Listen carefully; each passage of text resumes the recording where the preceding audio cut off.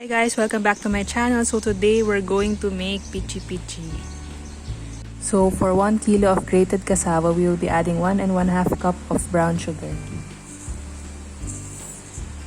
Then we will gradually add our pandan water until we reach our desired consistency.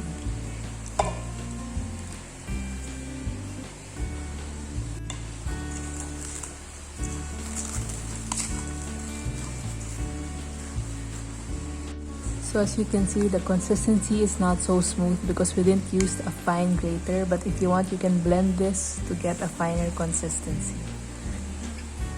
So before we blend it, we're going to add 1 teaspoon of salt and 1 teaspoon of vanilla extract.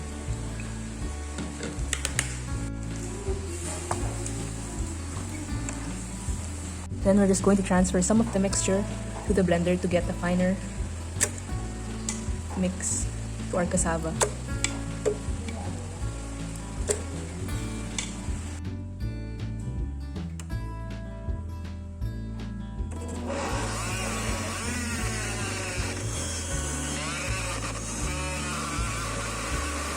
So after blending, we have a consistency that's more finer and better.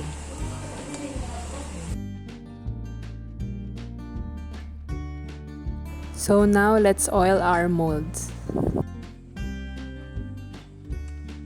Then we will just fill our puto molds with the cassava mixture. Or if you're lazy to fill the puto molds, you can use a pie plate like this and just steam it for 20 to 25 minutes or until it is cooked.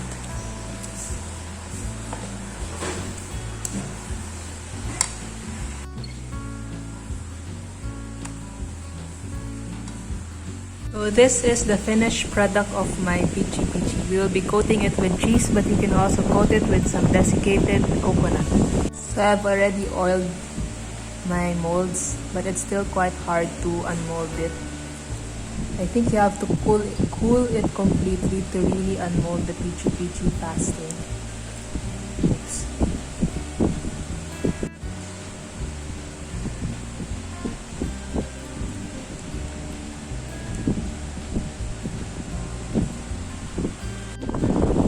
So now you can coat it with some cheese. You can also use your hands if you want.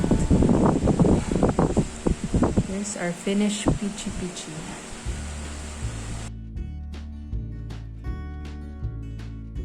You can also use a spoon if you're having a hard time using a toothpick to unmold the pichi-pichi. I think it's also faster and easier to use a spoon instead of the toothpick. So this is the finished product of our homemade pichi-pichi. So let's try our pichi-pichi. This is Alicia's cake.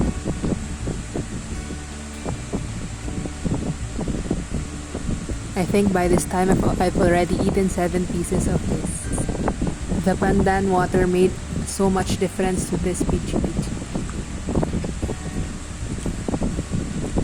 It's not so sweet.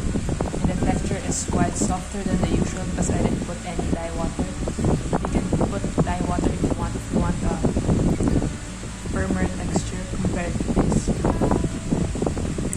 So yeah, this is my pichi-pichi. So if you've tried this recipe, make sure to like, share, and subscribe and let me know how you enjoyed this pichi-pichi.